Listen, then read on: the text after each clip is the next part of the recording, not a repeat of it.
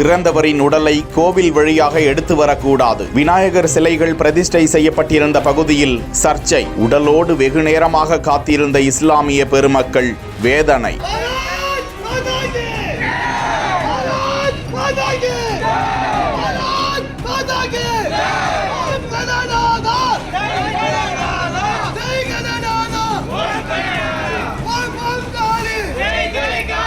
திண்டுக்கல் மாவட்டம் பழனி அருகே பாலசமுத்திரம் 9வது வார்டு பள்ளிவாசல் வீதியை சேர்ந்த ஹுசைன் முகமது என்பவரது மனைவி 64 வயதுடைய குல்ஜாரா பேகம் வயது மூப்பு காரணமாக காலமானார். இந்நிலையில் இஸ்லாமியர்களின் அடக்க ஸ்தலமான கோட்டை காளியம்மன் தெரு பகுதியில் இறந்தவரின் உடலை அங்குள்ள காளியம்மன் கோவில் வழியாகத்தான் எடுத்துச் செல்வது வழக்கம் என்ற நிலையில் தற்போது திருவிழா நேரம் என்பதால் அந்த கோவில் முன்புறமாக விநாயகர் சிலைகளை பிரதிஷ்டை செய்து வழிபட்டு வருகிறார்கள். அந்த நேரத்தில் இறந்த மூதாட்டியின் உடலை இஸ்லாமிய மக்கள் அடக்கம் செய்வதற்காக எடுத்து வந்த போது அந்த வழியாக செல்லக்கூடாது என அந்த கோவில் பகுதியை சேர்ந்த மக்கள் எதிர்ப்பு தெரிவித்ததால் பரபரப்பு நிலவியது.